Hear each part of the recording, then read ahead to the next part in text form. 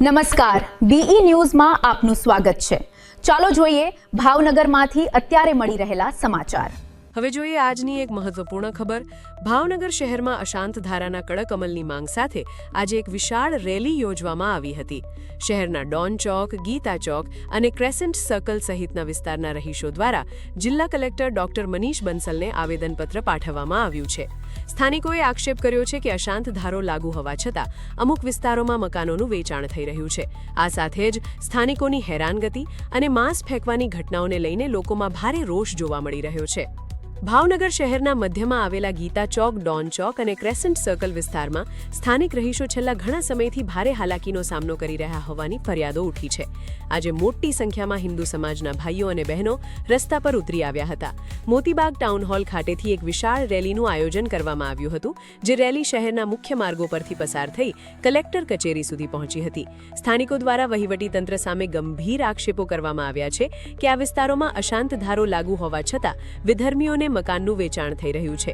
તદુપરાંત સ્થાનિકોને વારંવાર હેરાન કરવામાં આવતા હોવાનો અને અનેક વિસ્તારોમાં માંસ મચ્છીના ટુકડા ફેંકવામાં આવતા હોવાનો પણ આક્ષેપ કરાયો છે।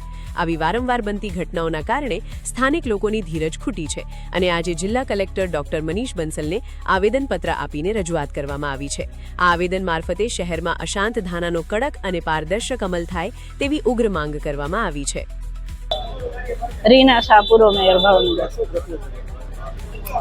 અમે લોકો કૃષ્ણનગર ગીતા ચોકના રહેવાસીઓ છીએ।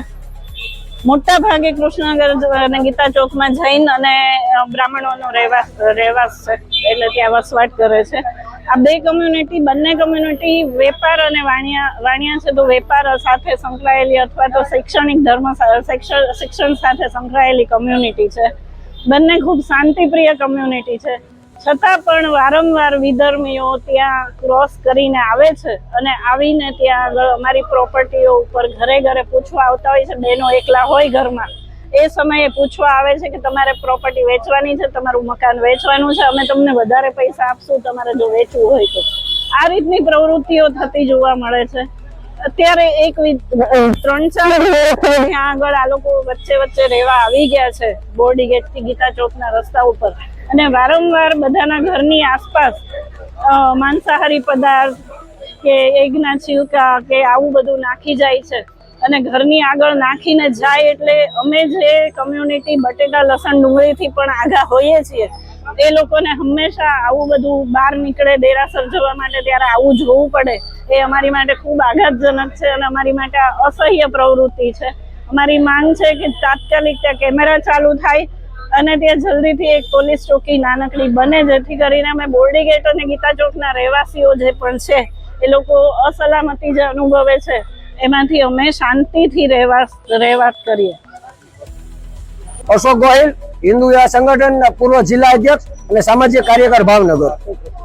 ભાવનગરની અંદર ઘણા સમયથી અશાંત ધારાનો જે ભંગ નિયમનો કરવામાં આવે છે, તેમાં જૈન વિસ્તારોની અંદર અસામાજિક તત્વો અને વિધર્મીઓ દ્વારા જે માંસ મચ્છીના ટુકડા નાખવામાં આવ્યા છે, એની ઉપર કાયદેસરની કાર્યવાહી કરવા માટે આજે કલેક્ટરશ્રીને હિન્દુ સમાજ આવી અને કલેક્ટરશ્રીને આજે રજૂઆત કરવામાં આવી છે। આવી તો અમારા ચપ્પલના તળિયા ઘહાઈ ગયા એટલી વાર કલેક્ટરશ્રીને આવેદન આપ્યું છે, પણ હવે ભાવનગરના જ્યારે હિન્દુવાદી સરકાર કહેવાય અને ગુજરાતમાં પણ હિન્દુવાદી સરકાર છે, તો સરકારશ્રીને ગાંધીનગર, ભાવનગરની અંદર જે હિન્દુના ખોબલે મત આપીને હિન્દુ સમાજે જે જીતાડ્યા છે, એ લોકોને જો આંખું ઉઘડે અને જાડી ચામડીના અધિકારીઓને કઈક ભગવાન સદબુદ્ધિ આપે અને આમાં કાયદેસર કાર્યવાહી થાય અને અશાંત ધારાની કડક કાર્યવાહી થાય એવી હિન્દુ સમાજની લાગણી અને માંગણી છે। શહેરના શાંતિપૂર વાતાવરણમાં ખલેલ પડતી હોવાની સ્થાનિકોની આ રજૂઆત ખૂબ જ ગંભીર છે।